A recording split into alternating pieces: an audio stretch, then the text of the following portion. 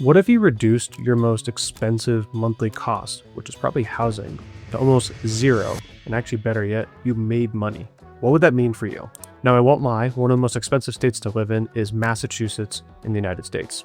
It's so expensive that many people have actually turned to a topic called house hack, which is where you live in one part of the house and you rent out the others. And this is kind of what's changing the game for really millennials and Gen Z at this point to live in one of America's most expensive economies. To be honest, you could buy almost $500,000 house for as little as like 20 to 30 grand. So let's talk about it in this video and what this actually means for somebody like you. At the end of this video, I'm going to show you some numbers and I want you to stick around because it's going to really tell you, can you do this? Should you do this? And the answer to me is yes. Everybody should look at house hacking. So take a look, we'll show you these numbers and let's get to it. House hacking, like I said before, is when you basically own or occupy a building with more than one living space. You can do it with single family, but for simplicity purposes, let's talk about 2, 3, or 4 families. So essentially, you're gonna live in one apartment and rent out the others. This is a strategy that people have coined as house hacking.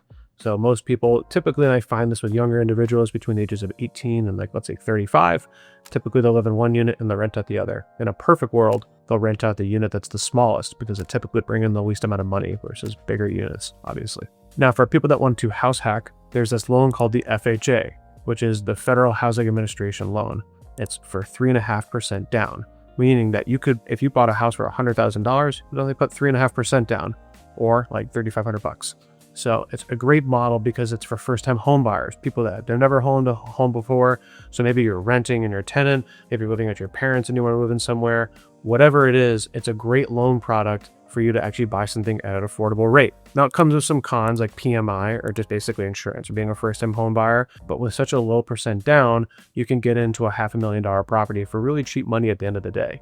Now, the best strategy is that if you're looking at a 2, 3, or 4 family, my recommendation is to try to go for a bigger building, 3 or 4 family. The problem is that investors themselves also want to buy these buildings. So you shouldn't not consider 2s at all for like just even buying a 2 family. That's what I first lived in as well in Manchester, New Hampshire.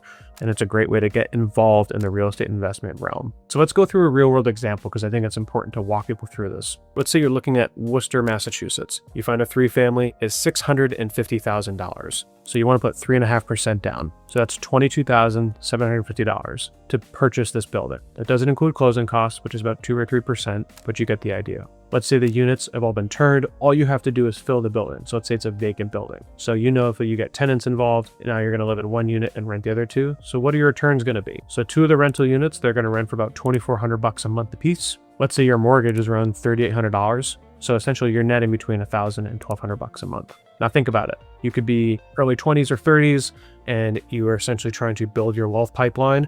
This is a great way to do it. A single family is not an asset as people think it is. It's actually more of a liability. You just bought a property that is actually producing income. You bought a 3 family, a multiple apartment building. Now let's say you hold on to it for a few years, and that's what matters the most about when you're trying to buy one of America's most expensive markets. You're growing your wealth pipeline. Now there's a catch with the FHA loan. You have to live in there for the minimum of 12 months. It also has to pass certain criteria, like no peeling paint when you go to buy something, it has to be safe and habitable. So you live there for 12 months, and guess what? Little secret here, you can do it again. You can do it up to like 6 times, give or take. You could also do a different loan, but there's a conventional Fannie Freddie loan for 5%. And to be honest, a lot of investors do this when they first started out. I did it. I did it 3 times. Stayed in a place for a year, did it 3 times in a row. Over 5 years, I lived in 3 different places. Highly recommend it to anybody out there that is trying to build their investment pipeline. So let's play this out. Let's say you do this one time and you buy that Worcester 3 family for $650, and then you live in one unit, you have the cash flow coming in. Well, let's say you do it again with another Worcester 3 family, let's call it $700,000, and you do it again. And you bought 2 assets, and yes, you put low money down, but guess what? Maybe you bought them in your early 20s and you're getting to your 30s now. Maybe you might have actually had a family and you're deciding like, what do I want to do with this? Do I want to keep this extra income coming in while you and your partner may or may not work and you have kids in the future? You know, you have the decision now, but which a lot of people don't have, which is, do you keep these buildings and keep that monthly cash flow coming? Do you refinance? Do you instead also just sell them and then take that money and buy a bigger home for your first time or pay off some debt?